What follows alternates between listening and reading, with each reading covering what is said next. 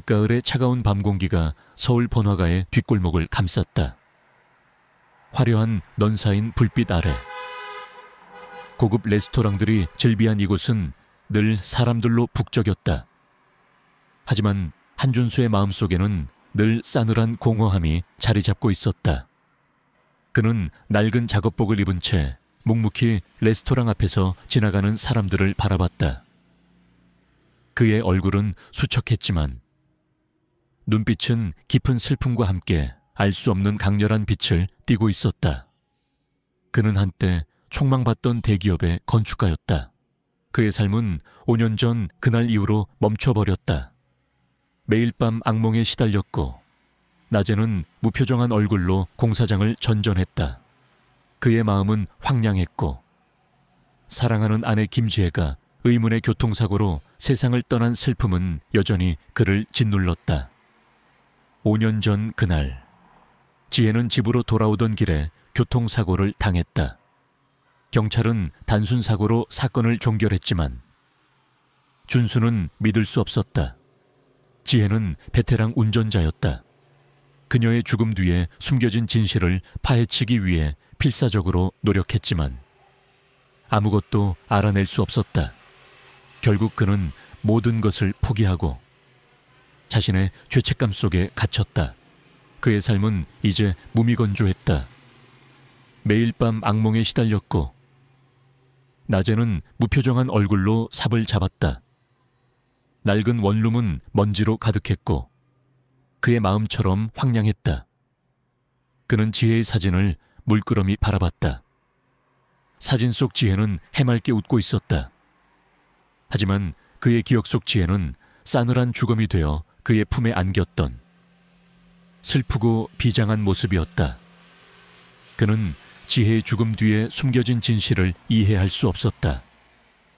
왜 그날 그렇게 모든 것이 뒤틀렸던 걸까? 이 모든 질문은 그의 심장을 찢어 놓았다. 그에게는 하나뿐인 희망이 있었다. 바로 그의 어린 딸 하나였다. 하나는 지혜를 쏙 빼닮은 예쁜 아이였지만 선천적인 심장병을 앓고 있었다. 하나의 치료비는 준수에게 막대한 부담이었다. 그는 하나를 살리기 위해 자신의 모든 것을 바쳤지만 현실은 늘 그를 절망의 벼랑 끝으로 내몰았다. 그날 오후 준수는 하나를 데리고 레스토랑 앞을 지나고 있었다. 쌀쌀한 바람이 그들의 뺨을 스쳤지만 하나는 아랑곳하지 않았다. 그녀는 작은 손으로 아빠의 손을 꼭 잡았다. 그때 레스토랑 안에서 맛있는 음식 냄새가 흘러나왔다. 하나의 작은 배에서 꼬르륵 소리가 났다. 준수는 하나의 배에서 나는 소리를 듣자마자 마음이 찢어지는 듯 아팠다. 그는 하나에게 따뜻한 음식을 사주고 싶었지만 그의 지갑은 텅 비어 있었다. 아빠, 나 배고파. 하나의 작은 목소리가 그의 귓가를 스쳤다. 준수는 하나를 품에 안았다. 그의 눈에서는 뜨거운 눈물이 흘러내렸다. 그는 하나에게 아무것도 해줄 수 없었다. 그때 레스토랑 문이 열리고 건장한 남자 몇 명이 나왔다. 그들은 고급스러운 양복을 입고 있었지만 그들의 눈빛에는 오만함과 조롱이 가득했다. 그들 중 한 명은 레스토랑의 지배인으로 보이는 남자였다. 그는 준수와 하나의 낡은 옷차림을 보고 비웃듯이 웃었다. 이봐, 이 거지 같은 놈, 여기가 어디라고 감히 기어들어와서 구걸을 해. 어서 꺼져. 다른 손님들에게 방해가 된다. 지배인의 목소리는 날카로웠다. 준수는 지배인의 말에 분노가 치밀어 올랐지만 하나를 품에 안은 채 아무런 반박도 할 수 없었다. 그는 그들의 비난을 묵묵히 받아들였다. 지배인은 준수의 뺨을 향해 손을 뻗으려 했다. 이 늙은이가 아직 정신을 못 차렸군. 오늘 여기서 내 놈이 가진 거 다 내놔야 정신 차릴 거야. 지배인이 소리쳤다. 하나가 아빠의 품에 안겨 떨었다. 준수는 하나를 보호하려 몸을 숙였다. 그때 레스토랑 안에서 한 여인이 걸어 나왔다. 그녀는 우아하고 기품 있는 차림새였지만 그녀의 눈빛은 차갑고 날카로웠다. 그녀는 김서연, 국내 굴지의 IT 기업 블랙스타의 회장이자 대한민국 재계에서 가장 영향력 있는 여성 사업가였다. 그녀는 최근 언론에서 빙산의 여왕이라고 불리며 주목받고 있었다. 김서연은 지배인과 준수를 물끄러미 바라봤다. 그녀의 눈빛은 마치 모든 것을 꿰뚫어 보는 듯했다. 그녀는 지배인을 향해 차가운 목소리로 말했다. 이게 무슨 소란이지? 지배인은 김서연 회장의 등장에 당황하며 고개를 숙였다. 회장님, 이 거지 같은 놈이 여기서 구걸을 해서. 김서연 회장은 지배인의 말을 잘랐다. 당신은 지금 이 남자를 모욕하고 있습니다.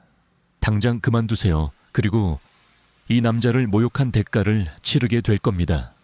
지배인의 얼굴이 창백해졌다. 그는 김서연 회장의 말에 아무런 반박도 할 수 없었다. 김서연 회장은 준수에게 다가갔다. 그녀의 눈빛은 차가웠지만 그 속에는 알 수 없는 깊은 의미가 담겨 있었다. 그녀는 준수를 물끄러미 바라봤다. 그리고 준수의 손에 있는 작은 흉터를 발견했다. 흉터는 어릴 적 준수가 넘어져 다친 상처였다. 이준호 씨, 맞습니까? 김서연 회장의 목소리는 낮게 깔렸다. 준수는 김서연 회장이 자신의 이름을 알고 있다는 사실에 놀랐다. 그는 고개를 끄덕였다. 김서연 회장은 희미하게 미소 지었다. 나와 함께 식사하시겠습니까? 그리고 이야기를 좀 들려주겠습니까? 김서연 회장은 준수에게 손을 내밀었다. 그녀의 손은 부드럽고 따뜻했다. 준수는 김서연 회장의 예상치 못한 제안에 당황했지만 그녀의 눈빛에서 알 수 없는 희망을 보았다. 그는 하나를 품에 안고 김서연 회장의 손을 잡았다. 레스토랑 안의 모든 사람들은 이 광경을 보고 경악했다. 지배인의 얼굴은 공포에 질려 창백해졌다. 그는 자신이 누구를 모욕했는지 깨달은 듯했다. 김서연 회장은 준수와 하나를 데리고 레스토랑 안으로 들어섰다. 그녀는 준수에게 가장 좋은 자리에 앉으라고 했다. 하나는 맛있는 음식 냄새에 눈을 반짝였다. 준수는 김서연 회장의 따뜻한 배려에 알 수 없는 감동을 느꼈다. 그는 이제 더 이상 혼자가 아니었다. 김서연 회장이 그에게 새로운 삶의 기회를 준 것이다. 하지만 그의 마음속에는 알 수 없는 불안감이 맴돌았다. 김서연 회장은 왜 자신을 알고 있을까? 그리고 그녀의 눈빛에서 읽었던 알 수 없는 의미는 무엇일까? 늦가을의 차가운 밤 공기가 서울 번화가의 뒷골목을 감쌌다. 화려한 넌 쌓인 불빛 아래 고급 레스토랑들이 즐비한 이곳은 늘 사람들로 북적였다. 하지만 한준수의 마음속에는 늘 싸늘한 공허함이 자리 잡고 있었다. 그는 에메랄드 동물병원이라는 간판이 번쩍이는 최고급 동물병원의 원장이었다. 수의사로서 그녀의 실력은 최고였지만 그녀의 마음은 돈과 명예를 좇는 데만 바빴다. 그녀에게 동물은 단순히 돈벌이 수단일 뿐이었다. 그녀는 자신의 성공이 과거의 아픔을 잊게 해줄 것이라고 믿었다. 어릴 적 그녀는 자신이 아끼던 강아지를 치료비가 없다는 이유로 잃었다. 그날의 상처는 그녀를 냉정하고 현실적인 사람으로 만들었다. 그녀의 삶은 무미건조했다. 매일 밤 고독한 잠자리에 들었고 낮에는 무표정한 얼굴로 주사기를 잡았다. 고급 오피스텔은 깔끔했지만 그녀의 마음처럼 황량했다. 그녀는 자신의 성공을 증명하려는 듯 항상 더 많은 돈과 명예를 갈구했다. 그날 오후 병원 로비는 평소처럼 분주했다. 비싼 품종견을 안고 온 부유한 보호자들이 접수대 앞에서 줄을 서 있었다. 서진은 최신 의료 장비를 이용해 푸드를 진찰하고 있었다. 그때 낡고 허름한 옷차림의 남자가 로비로 들어섰다.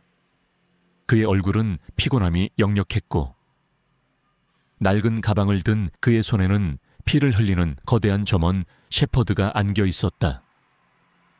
셰퍼드의 털은 엉망으로 엉켜 있었고 몸은 앙상하게 말라 있었다.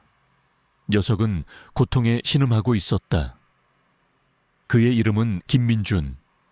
그는 이 지역에서 막노동을 하며 겨우 생계를 이어가는 가난한 남자였다. 선생님, 제발 제게 좀 살려주세요. 민준의 목소리는 절박했다. 그의 눈빛은 간절했다. 서진은 민준의 차림새를 보고 미간을 찌푸렸다. 그녀는 민준의 곁으로 다가갔다. 셰퍼드의 몸에서는 피비린내가 진동했다. 녀석의 상태는 심각해 보였다. 서진은 셰퍼드의 상처를 힐끗 쳐다봤다. 상태가 심각하군요. 당장 수술해야 합니다. 하지만 수술비가 많이 들 겁니다. 감당하실 수 있겠습니까? 민준의 얼굴이 창백해졌다. 선생님, 제가 지금 당장은 돈이 없지만 제가 어떻게든 벌어서 갚겠습니다.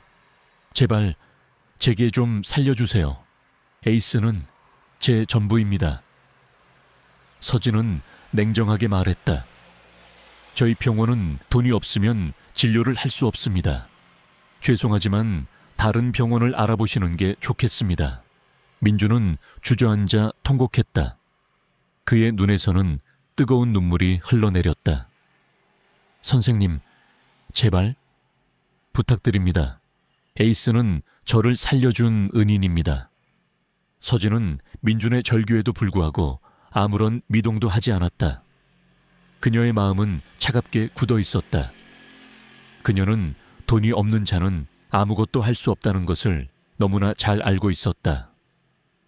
그녀는 민준의 가난을 비웃었다. 죄송하지만 저희 병원은 자선병원이 아닙니다. 어서 나가주세요. 다른 손님들에게 방해가 됩니다. 서진의 냉정한 말에 민준은 고개를 숙였다. 그는 에이스를 품에 안고 비틀거리며 병원 문을 나섰다. 에이스는 민준의 품에 안겨 희미하게 낑낑거렸다. 녀석의 눈빛은 서진을 향해 있었다. 그 눈빛에는 절망과 함께 알 수 없는 강렬한 슬픔이 담겨 있었다. 그리고 녀석은 마치 서진에게 무언가를 말하려는 듯 고개를 흔들며 희미하게 낑낑거렸다. 녀석은 서진의 손목에 있는 희미한 흉터를 응시했다. 흉터는 어릴 적 서진이 넘어져 다친 상처였다. 에이스는 마치 그 흉터의 의미를 아는 듯 그곳을 핥으려 했다. 서진은 에이스의 행동에 의아했다. 에이스가 왜 자신의 손목 흉터에 집착하는 걸까 그때. 에이스가 민준의 품에 안겨 병원 문을 나서는 순간 에이스의 목덜미에 걸려있던 낡은 목걸이가 눈에 들어왔다. 목걸이 안쪽에는 희미하게 새겨진 문신이 보였다. 뱀이 또아리를 튼 듯한 기묘한 문양이었다. 서진은 그 문양을 한눈에 알아봤다. 5년 전 아버지의 죽음 이후 아버지의 경찰견 블랙네 몸에서도 발견되었던 바로 그 문양이었다. 그리고 그 문양은 아버지의 유품에서도 발견되었던 알 수 없는 금속 조각에도 똑같이 새겨져 있었다. 이럴 수가. 서진의 목소리가 떨렸다. 에이스가 민준의 품에 안겨 병원 문을 나서던 찰나였다. 에이스는 마지막 힘을 짜내듯 고개를 들어 서진의 눈을 바라봤다. 녀석의 눈빛은 광기 대신 슬픔과 함께 알 수 없는 진실을 담고 있었다.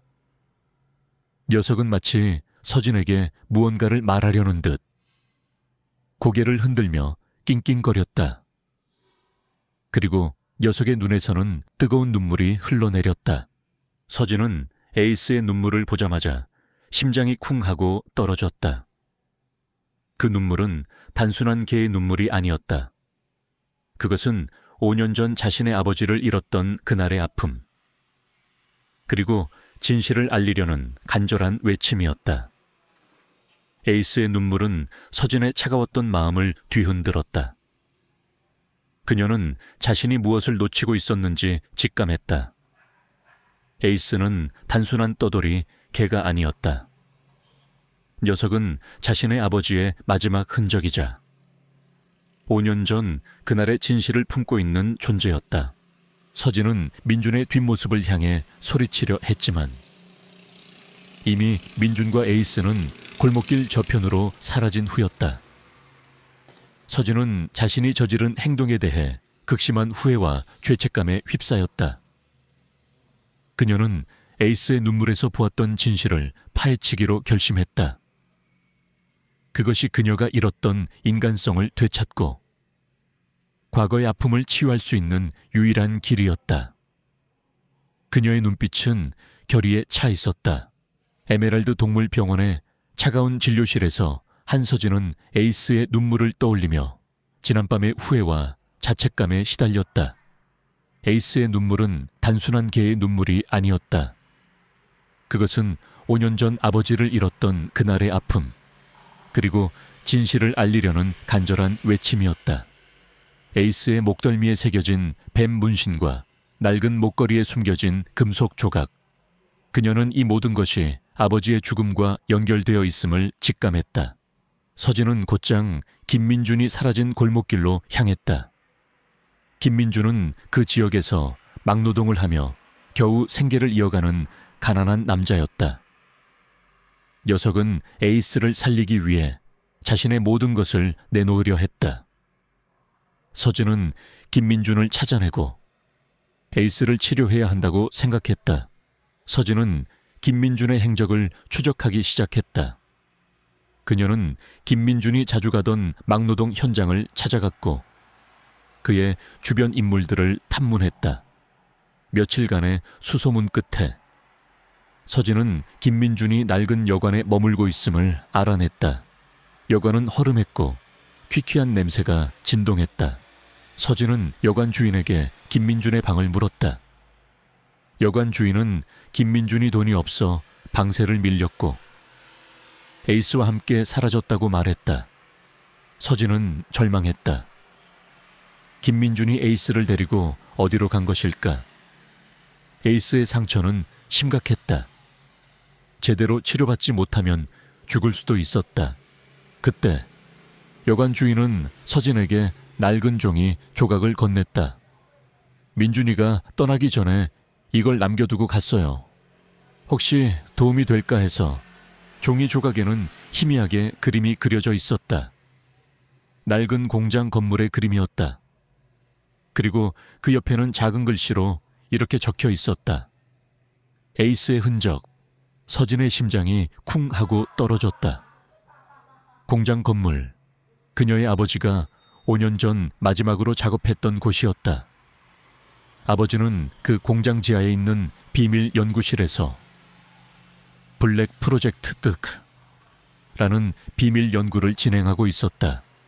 그 연구는 동물들의 행동 양식을 연구하고 특수한 훈련을 통해 K9 경찰견을 만드는 것이었다. 아버지는 그 연구를 통해 얻은 기술로 인간의 잠재력을 깨우려 했다.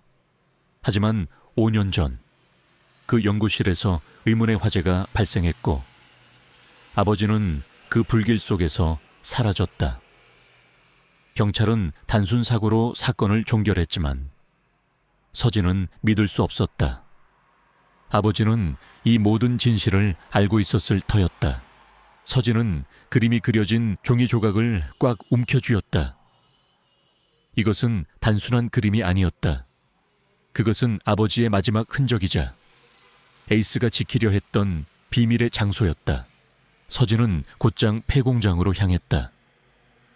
폐공장은 서울 외곽의 한적한 곳에 위치해 있었고 오랫동안 버려져 있었던 듯 음산한 분위기를 풍겼다. 낡은 건물들은 마치 거대한 그림자처럼 숲속에 잠겨 있었다. 공장 안으로 들어서자 칠흑 같은 어둠에 휩싸여 있었다. 낡은 기계들이 흉물스럽게 널려 있었고 먼지와 곰팡이 냄새가 코를 찔렀다. 서진은 휴대폰 불빛에 의지해 공장 안을 살폈다. 그녀는 에이스가 남긴 흔적을 찾으려 노력했다. 그때 공장 한 구석에서 희미한 낑낑거리는 소리가 들려왔다. 에이스였다. 서지는 소리가 나는 쪽으로 향했다. 그곳에는 낡은 철창이 놓여 있었고 철창 안에는 김민준이 에이스를 품에 안고 웅크리고 있었다. 에이스는 고통에 신음하고 있었다. 녀석의 몸은 피투성이었고 숨은 가늘게 이어지고 있었다. 아이스. 서진의 목소리가 떨렸다. 김민준은 서진을 보자마자 고개를 들었다. 그의 얼굴은 절망으로 일그러져 있었다. 선생님, 제가 에이스를 살릴 수 없습니다. 돈이 없습니다. 서진은 김민준의 절규에도 불구하고 아무런 미동도 하지 않았다. 그녀는 에이스의 눈을 바라봤다. 에이스의 눈빛은 희미해져 갔지만 그 속에는 서진을 향한 알 수 없는 간절함과 함께 희미한 신뢰가 담겨 있었다. 에이스는 마치 그녀에게 무언가를 말하려는 듯 고개를 흔들며 낑낑거렸다. 녀석의 목덜미에 있는 뱀 문신이 희미하게 번뜩였다. 서진은 에이스의 목덜미를 자세히 살폈다. 뱀 문신은 단순한 문신이 아니었다. 그것은 마치 어떤 지도를 암시하는 듯한 복잡한 선들로 이루어져 있었다. 서진은 뱀 문신을 따라가며 공장 벽면을 살폈다. 벽면에는 낡은 그림들이 그려져 있었다.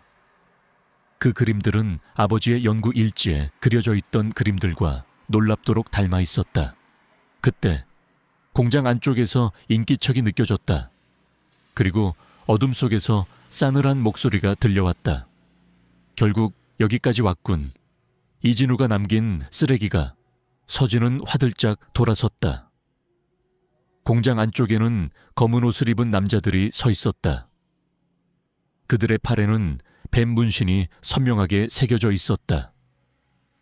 그리고 그들 앞에는 5년 전 자신의 악몽 속에 등장했던 바로 그 그림자 같은 남자가 서 있었다. 남자의 얼굴은 차갑고 잔혹했다. 그의 이름은 이강우. 5년 전 아버지의 연구소 화재 사건을 담당했던 경찰 간부였다. 그는 겉으로는 정의로운 경찰 행세를 했지만 실상은 아난타 조직의 핵심 인물이었다. 이강구, 내 놈이 아버지를. 서진의 목소리는 분노로 갈라졌다. 이강우는 비웃듯이 웃었다. 그까진 늙은이 하나 사라진 게 뭐가 대수라고. 이 모든 것은 검은 심장 프로젝트물을 위한 것이었다. 이제 뱀의 눈물의 비밀은 내 것이 될 것이다. 그는 서진을 향해 다가왔다. 그의 손에는 섬뜩한 뱀 문양이 새겨져 있었다. 김민준은 서진의 앞을 막아섰다. 안 돼, 선생님을 건드리지 마. 이강우는 김민준을 비웃듯이 발로 걷어찼다. 김민준은 고통에 신음하며 쓰러졌다. 이강우는 서진을 향해 손을 뻗었다. 그의 손에서 알 수 없는 에너지가 뿜어져 나왔다. 서진은 본능적으로 몸을 피했다. 이강우의 힘은 예상외로 강했다. 그는 아난타 조직의 핵심 인물로 뱀 문신을 통해 특수한 능력을 얻은 듯했다. 이강우는 서진에게 맹렬하게 공격을 퍼부었다. 서진은 고전했다. 그의 움직임은 빠르고 정확했으며 그의 공격은 강력했다. 서진의 몸은 상처투성이가 되었다. 하지만 그녀는 포기하지 않았다. 아버지의 죽음, 에이스의 고통, 그리고 김민준의 헌신이 그녀에게 용기를 불어넣었다. 그녀는 에이스의 펜던트를 꽉 움켜쥐었다. 펜던트에서 뿜어져 나오는 빛은 이제 그녀의 눈을 붉게 물들였다. 그녀의 눈빛은 분노와 복수심으로 이글거렸다. 그녀는 이 모든 것을 끝내야 했다. 그때 에이스가 마지막 힘을 짜내듯 고개를 들었다. 녀석은 이강우를 향해 맹렬하게 으르렁거렸다. 에이스는 이강우의 팔에 새겨진 뱀 문신을 향해 이빨을 드러냈다. 뱀 문신은 검은 피를 흘리며 일그러졌다. 이강우는 고통에 절규하며 뒤로 물러섰다. 그의 힘은 약해지는 듯했다. 에이스는 서진의 눈을 바라봤다. 녀석의 눈빛은 마치 내가 모든 것을 알고 있어, 나를 믿어줘 라고 말하는 듯했다. 에이스는 서진의 손목에 있는 흉터를 핥았다. 흉터에서 희미한 온기가 뿜어져 나오는 듯했다. 지하 실험실은 팽팽한 긴장감으로 가득 찼다. 이강우의 비열한 웃음과 무장한 조직원들의 위협적인 시선이 서진을 짓눌렀다. 하지만 서진의 눈빛은 흔들림 없었다. 아버지의 죽음, 에이스의 고통, 그리고 김민준의 헌신, 이 모든 것을 끝내야 한다는 결의가 그녀의 심장을 뜨겁게 달구었다. 에이스는 서진의 곁을 지키며 낮은 으르렁거림으로 이강우를 향해 경고를 보냈다. 녀석의 목덜미에 있는 뱀 문신이 섬뜩하게 번뜩였다. 감히 나의 위대한 걸작을 방해하려 해. 어리석은 것들. 이 아이는 검은 심장 프로젝트 자체 최종 완성본이다. 이 아이를 깨우면 모든 것이 파괴될 거야. 이강우의 목소리는 광기로 가득했다. 그의 손에는 주사기가 들려 있었고 지민이가 쓰러져 있는 침대를 향해 다가갔다. 서진은 충격에 빠졌다. 지민이가 살아있었다니. 그리고 이강우는 지민이를 이용해 검은 심장 프로젝트의 최종 목표를 완성하려 했던 것이다. 에이스는 지민이를 보자마자 격렬하게 낑낑거렸다. 녀석의 눈빛은 슬픔과 함께 간절함을 담고 있었다. 이강우는 주사기를 들어 지민이에게 약물을 주입하려 했다. 서진은 본능적으로 몸을 던졌다. 그녀는 이강우를 향해 달려들었고 그와 몸싸움을 벌였다. 이강우의 힘은 예상외로 강했다. 광기에 휩싸인 그의 눈은 더욱 붉게 빛났다. 그의 팔에는 뱀 문신이 선명하게 새겨져 있었다. 서진의 악몽 속에 등장했던 바로 그 그림자 같은 남자였다. 감히 나의 실험을 방해하려 해. 이 미물 따위가. 이강우가 소리쳤다. 이강우는 서진의 목을 움켜쥐었다. 서진은 숨이 막혔다. 그녀의 머릿속에는 아버지와 에이스, 그리고 지민이의 모습이 교차했다. 그녀는 이대로 포기할 수 없었다. 그녀는 에이스의 펜던트를 꽉 움켜쥐었다. 펜던트에서 뿜어져 나오는 빛은 이제 그녀의 눈을 붉게 물들였다. 그녀의 눈빛은 분노와 복수심으로 이글거렸다. 그녀는 이 모든 것을 끝내야 했다. 그때 에이스가 이강우를 향해 맹렬하게 달려들었다. 녀석은 이강우의 팔에 새겨진 뱀 문신을 향해 이빨을 드러냈다. 뱀 문신은 검은 피를 흘리며 일그러졌다. 이강우는 고통에 절규하며 뒤로 물러섰다. 그의 힘은 약해지는 듯했다. 에이스는 지민이가 갇힌 유리관을 향해 맹렬하게 달려들었다. 녀석은 유리관을 향해 몸을 비비며 낑낑거렸다. 에이스의 펜던트에서 뿜어져 나오는 빛이 유리관에 닿자마자 유리관에 금이 가기 시작했다. 에이스는 마지막 힘을 짜내듯 유리관을 물어뜯었다. 구왕! 귀를 찢는 듯한 소리와 함께 유리관이 산산조각 났다. 투명한 액체가 쏟아져 내렸고 지민이의 몸이 바닥으로 쓰러졌다. 지민이의 붉게 빛나던 눈은 이제 희미해져 있었다. 에이스는 지민이의 곁에 앉아 그녀의 얼굴을 핥았다. 녀석의 눈빛은 지민이를 향한 사랑과 안도감으로 가득했다. 이강우는 자신이 만든 걸작이 파괴되는 것을 보고 절규했다. 아니야, 나의 검은 심장, 나의 꿈이. 그 순간 김영철 경위가 경찰 특공대와 함께 실험실 안으로 진입했다. 김영철 경위는 서진의 마지막 연락을 받고 지원 요청을 했던 것이다. 경찰 특공대는 이강우와 그의 조직원들을 모두 체포했다. 이강우는 자신이 아난타 조직의 핵심 인물임을 자백했고 검은 심장 프로젝트를 통해 새로운 초인들을 만들어 아난타의 부활을 꿈꿨다고 실토했다. 그는 지민이를 납치하여 그녀의 특별한 유전자를 이용해 실험을 진행했으며 에이스를 이용하여 그들의 비밀을 지키려 했음을 털어놓았다. 아난타 조직은 마침내 완전히 뿌리 뽑혔다. 그들의 모든 비밀과 잔혹한 범죄들이 세상에 드러났고 그들은 법의 심판을 받게 되었다. 서진은 지민이를 끌어안았다.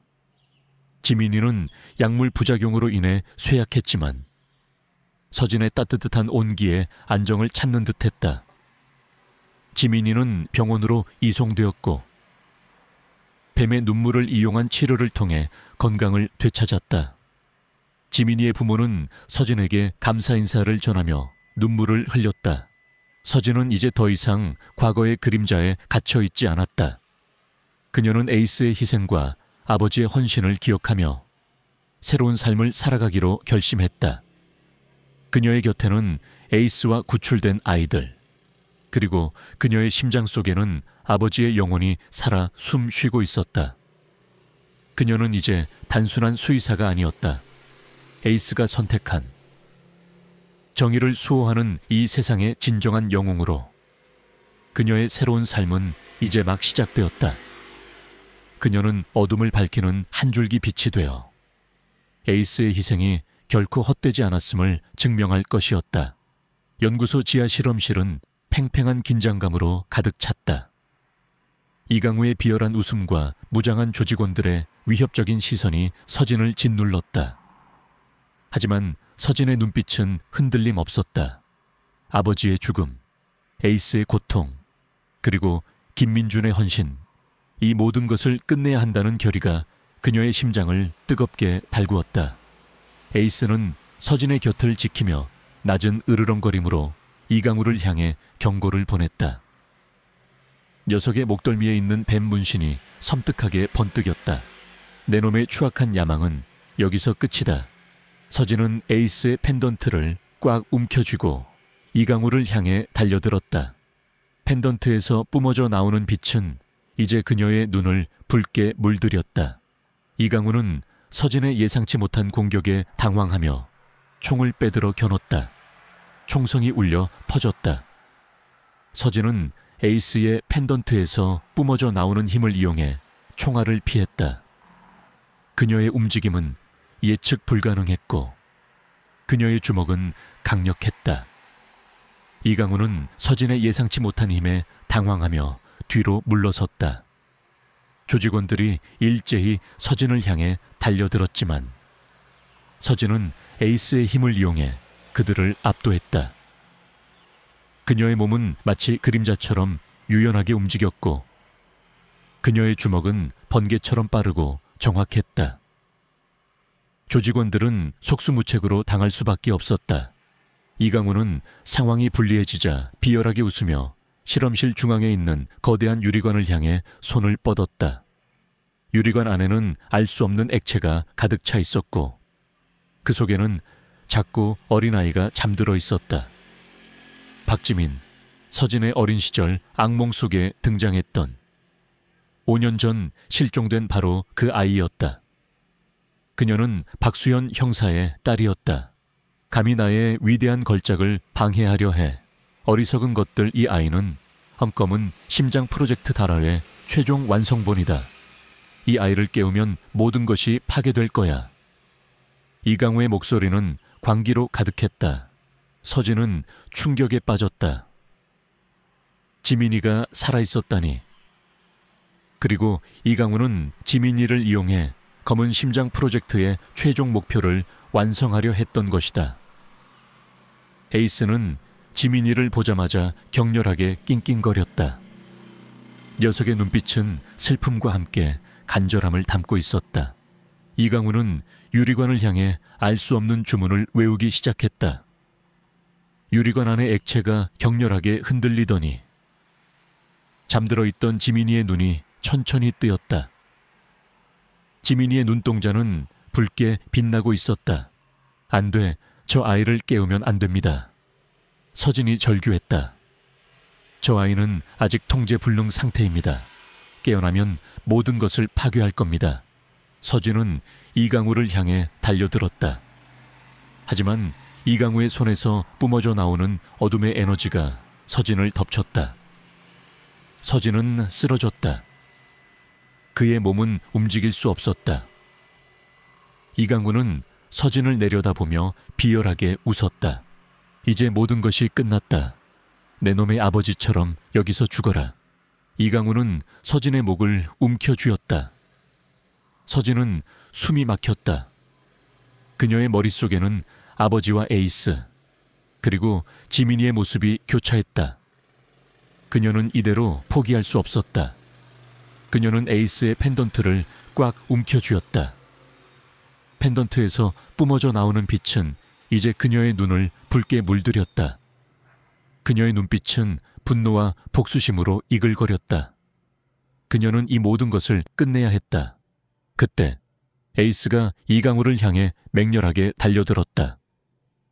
녀석은 이강우의 팔에 새겨진 뱀 문신을 향해 이빨을 드러냈다. 뱀 문신은 검은 피를 흘리며 일그러졌다. 이강우는 고통에 절규하며 뒤로 물러섰다. 그의 힘은 약해지는 듯했다. 에이스는 지민이가 갇힌 유리관을 향해 맹렬하게 달려들었다. 녀석은 유리관을 향해 몸을 비비며 낑낑거렸다. 에이스의 펜던트에서 뿜어져 나오는 빛이 유리관에 닿자마자 유리관에 금이 가기 시작했다. 에이스는 마지막 힘을 짜내듯 유리관을 물어뜯었다. 쾅! 귀를 찢는 듯한 소리와 함께 유리관이 산산조각 났다. 투명한 액체가 쏟아져 내렸고 지민이의 몸이 바닥으로 쓰러졌다. 지민이의 붉게 빛나던 눈은 이제 희미해져 있었다. 에이스는 지민이의 곁에 앉아 그녀의 얼굴을 핥았다. 녀석의 눈빛은 지민이를 향한 사랑과 안도감으로 가득했다. 이강우는 자신이 만든 걸작이 파괴되는 것을 보고 절규했다. 아니야, 나의 검은 심장, 나의 꿈이. 그 순간 김영철 경위가 경찰 특공대와 함께 실험실 안으로 진입했다. 김영철 경위는 서진의 마지막 연락을 받고 지원 요청을 했던 것이다. 경찰 특공대는 이강우와 그의 조직원들을 모두 체포했다. 이강우는 자신이 아난타 조직의 핵심 인물임을 자백했고 검은 심장 프로젝트를 통해 새로운 초인들을 만들어 아난타의 부활을 꿈꿨다고 실토했다. 그는 지민이를 납치하여 그녀의 특별한 유전자를 이용해 실험을 진행했으며 에이스를 이용하여 그들의 비밀을 지키려 했음을 털어놓았다. 아난타 조직은 마침내 완전히 뿌리 뽑혔다. 그들의 모든 비밀과 잔혹한 범죄들이 세상에 드러났고 그들은 법의 심판을 받게 되었다. 서진은 지민이를 끌어안았다. 지민이는 약물 부작용으로 인해 쇠약했지만 서진의 따뜻한 온기에 안정을 찾는 듯했다. 지민이는 병원으로 이송되었고 뱀의 눈물을 이용한 치료를 통해 건강을 되찾았다. 지민이의 부모는 서진에게 감사 인사를 전하며 눈물을 흘렸다. 서진은 이제 더 이상 과거의 그림자에 갇혀 있지 않았다. 그녀는 에이스의 희생과 아버지의 헌신을 기억하며 새로운 삶을 살아가기로 결심했다. 그녀의 곁에는 에이스와 구출된 아이들, 그리고 그녀의 심장 속에는 아버지의 영혼이 살아 숨 쉬고 있었다. 그녀는 이제 단순한 수의사가 아니었다. 에이스가 선택한 정의를 수호하는 이 세상의 진정한 영웅으로. 그녀의 새로운 삶은 이제 막 시작되었다. 그녀는 어둠을 밝히는 한 줄기 빛이 되어 에이스의 희생이 결코 헛되지 않았음을 증명할 것이었다.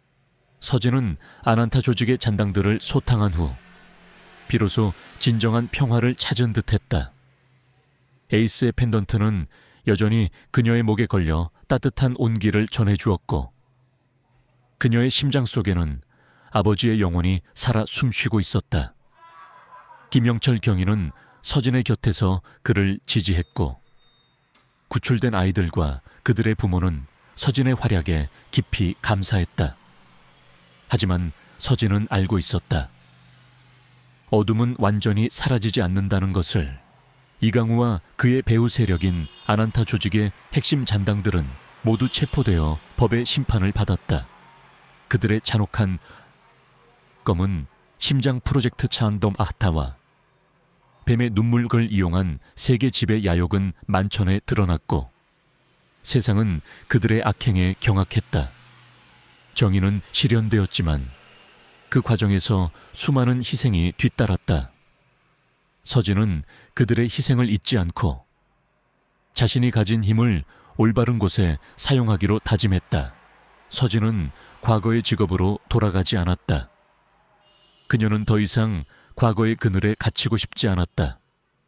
그녀는 에이스의 펜던트가 부여한 새로운 능력, 즉 위험을 감지하고 숨겨진 진실을 파헤치는 능력을 이용해 어둠 속에 숨겨진 악을 찾아내고 약한 자들을 보호하는 그림자 수호자가 되기로 결심했다. 김영철 경위는 그녀의 든든한 파트너가 되어 그림자 수호자의 활동을 법적으로 지원하기로 했다. 그들은 첫 번째 임무로 오랫동안 미제 사건으로 남아있던 연쇄 실종 사건을 파헤치기 시작했다.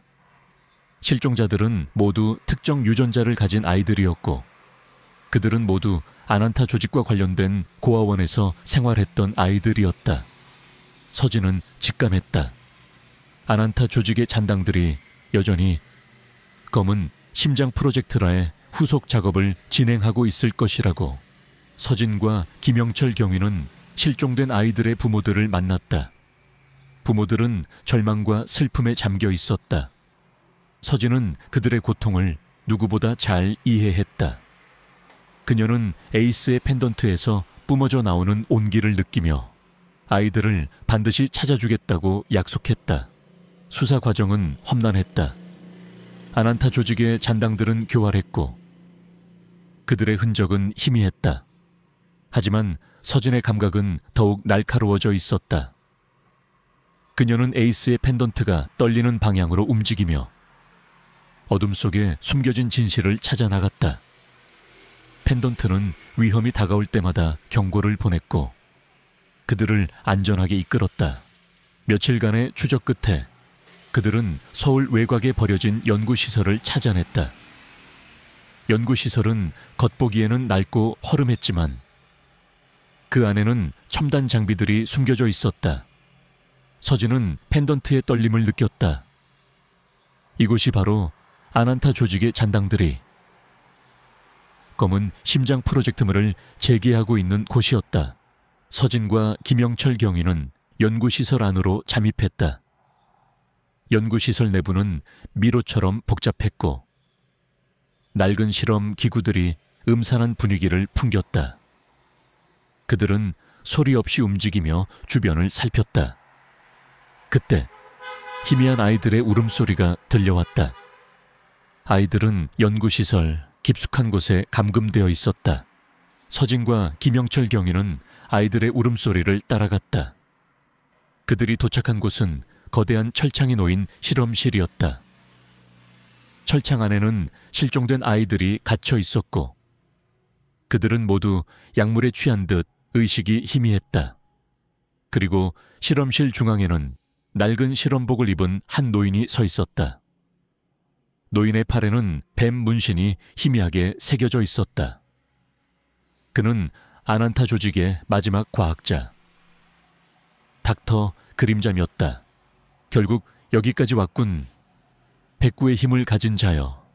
하지만 내 놈이 감히 나의 위대한 프로젝트를 방해할 수 있을 것 같으냐. 닥터 그림자가 비열하게 웃었다. 그의 뒤에는 무장한 조직원들이 서 있었다. 서진은 에이스의 펜던트를 꽉 움켜쥐었다. 펜던트에서 뿜어져 나오는 빛은 이제 그녀의 눈을 붉게 물들였다. 그녀의 눈빛은 분노와 복수심으로 이글거렸다. 그녀는 아이들을 구하고 닥터 그림자의 잔혹한 프로젝트를 끝내야 했다. 내 놈의 추악한 야망은 여기서 끝이다. 서진은 닥터 그림자를 향해 달려들었다. 닥터 그림자는 총을 빼들어 서진을 향해 겨눴다. 총성이 울려 퍼졌다. 서진은 총알을 피하며 닥터 그림자에게 돌진했다. 그녀의 움직임은 예측 불가능했고 그녀의 주먹은 강력했다. 닥터 그림사는 서진의 예상치 못한 힘에 당황하며 뒤로 물러섰다. 조직원들은 서진을 향해 달려들었지만 서진은 에이스의 힘을 이용해 그들을 압도했다. 김영철 경위는 아이들을 구하기 위해 철창문을 열려 했다. 하지만 철창문은 굳게 잠겨 있었다. 김영철 경위는 펜던트를 향해 손을 뻗었다. 펜던트에서 뿜어져 나오는 빛이 철창문에 닿자마자 철창문이 굉음을 내며 열리기 시작했다. 에이스의 힘이 그들에게 또 다른 기적을 선사한 것이다. 아이들이 철창 밖으로 뛰쳐나왔다. 김영철 경위는 아이들을 보호하며 실험실 밖으로 대피시켰다. 닥터 그림자는 아이들이 도망치는 것을 보고 분노에 휩싸였다. 젠장 내 위대한 걸작들이. 그는 서진을 향해 달려들었다. 그의 팔에 새겨진 뱀 문신이 붉게 빛났다. 그의 손에서 알 수 없는 에너지가 뿜어져 나왔다. 서진은 닥터 그림자의 공격을 피하며 그의 팔에 새겨진 뱀 문신을 향해 주먹을 날렸다. 뱀 문신이 새겨진 살같이 찢어지며 검은 피가 쏟아져 나왔다. 닥터 그림사는 고통에 절규하며 쓰러졌다. 그의 힘은 약해지는 듯했다. 그때 경찰 특공대가 연구시설 안으로 진입했다. 김영철 경위가 지원 요청을 했던 것이다. 경찰 특공대는 닥터 그림자와 그의 조직원들을 모두 체포했다. 닥터 그림사는 자신이 아난타 조직의 마지막 잔당임을 자백했고 검은 심장 프로젝트를 통해 새로운 초인들을 만들어 아난타의 부활을 꿈꿨다고 실토했다. 아난타 조직은 마침내 완전히 뿌리 뽑혔다. 그들의 모든 비밀과 잔혹한 범죄들이 세상에 드러났고 그들은 법의 심판을 받게 되었다. 서진은 아이들을 끌어안았다. 아이들은 공포에 질려 떨고 있었지만 서진의 따뜻한 온기에 안정을 찾는 듯했다. 아이들은 병원으로 이송되었고 뱀의 눈물을 이용한 치료를 통해 건강을 되찾았다. 부모들은 서진에게 감사 인사를 전하며 눈물을 흘렸다. 서진은 이제 더 이상 과거의 그림자에 갇혀 있지 않았다. 그녀는 에이스의 희생과 아버지의 헌신을 기억하며 새로운 삶을 살아가기로 결심했다. 그녀의 곁에는 에이스와 구출된 아이들, 그리고 그녀의 심장 속에는 아버지의 영혼이 살아 숨쉬고 있었다. 그녀는 이제 단순한 청년이 아니었다. 에이스가 선택한 정의를 수호하는 이 세상의 진정한 영웅으로 그녀의 새로운 삶은 이제 막 시작되었다. 그녀는 어둠을 밝히는 한 줄기 빛이 되어 에이스의 희생이 결코 헛되지 않았음을 증명할 것이었다. 아난타 조직의 모든 잔당들이 체포되고 검은 심장 프로젝트의 모든 비밀이 만천에 드러나면서 세상은 오랜 혼란과 고통 끝에 마침내 평화를 되찾았다. 언론은 연일 정의의 승리를 보도했고 한서진은 영웅으로 불리며 국민적 영웅이 되었다. 하지만 그녀의 마음속에는 에이스와 아버지 그리고 구출된 아이들의 묵직한 책임감과 함께 영원히 지워지지 않을 상처가 자리 잡고 있었다. 서진은 과거의 직업으로 돌아가지 않았다. 그녀는 더 이상 돈과 명예를 좇는 삶을 살고 싶지 않았다. 에이스의 펜던트는 여전히 그녀의 목에 걸려 따뜻한 온기를 전해주었고 그녀의 심장 속에는 아버지의 영혼이 살아 숨 쉬고 있었다. 에이스의 힘은 그녀에게 민첩한 움직임, 날카로운 직감, 그리고 어둠 속에 숨겨진 진실을 감지하는 능력을 부여했다. 그녀는 이 능력을 이용해 어둠 속에 숨겨진 악을 찾아내고 약한 자들을 보호하는 그림자 수호장가 되기로 결심했다. 김영철 경위와 이소연 변호사는 그녀의 든든한 파트너가 되어 그림자 수호자의 활동을 법적으로 지원하기로 했다. 그들은 첫 번째 임무로 오랫동안 미제 사건으로 남아있던 연쇄 실종 사건을 파헤치기 시작했다. 실종자들은 모두 특정 유전자를 가진 아이들이었고 그들은 모두 아난타 조직과 관련된 고아원에서 생활했던 아이들이었다. 서진은 직감했다. 아난타 조직의 잔당들이 여전히 검은 심장 프로젝트의 후속 작업을 진행하고 있을 것이라고. 서진과 김영철 경위는 실종된 아이들의 부모들을 만났다. 부모들은 절망과 슬픔에 잠겨 있었다. 서진은 그들의 고통을 누구보다 잘 이해했다. 그녀는 에이스의 펜던트에서 뿜어져 나오는 온기를 느끼며 아이들을 반드시 찾아주겠다고 약속했다. 수사 과정은 험난했다. 아난타 조직의 잔당들은 교활했고 그들의 흔적은 희미했다. 하지만 서진의 감각은 더욱 날카로워져 있었다. 그녀는 에이스의 펜던트가 떨리는 방향으로 움직이며 어둠 속에 숨겨진 진실을 찾아 나갔다. 펜던트는 위험이 다가올 때마다 경고를 보냈고 그들을 안전하게 이끌었다. 며칠간의 추적 끝에 그들은 서울 외곽에 버려진 연구시설을 찾아냈다. 연구시설은 겉보기에는 낡고 허름했지만 그 안에는 첨단 장비들이 숨겨져 있었다. 서진은 펜던트의 떨림을 느꼈다. 이곳이 바로 아난타 조직의 잔당들이 검은 심장 프로젝트를 재개하고 있는 곳이었다. 서진과 김영철 경위는 연구시설 안으로 잠입했다.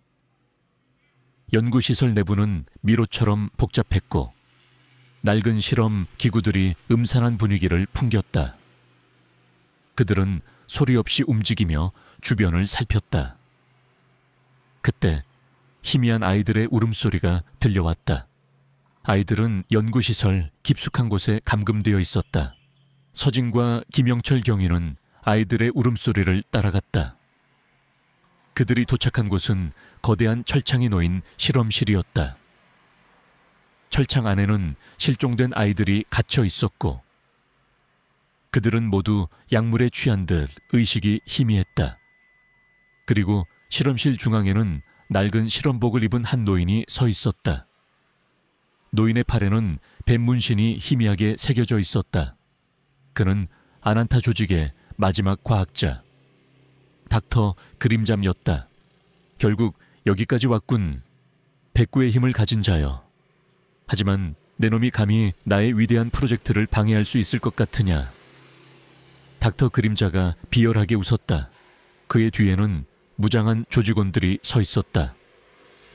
서진은 에이스의 펜던트를 꽉 움켜쥐었다.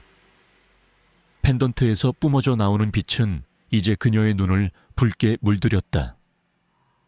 그녀의 눈빛은 분노와 복수심으로 이글거렸다.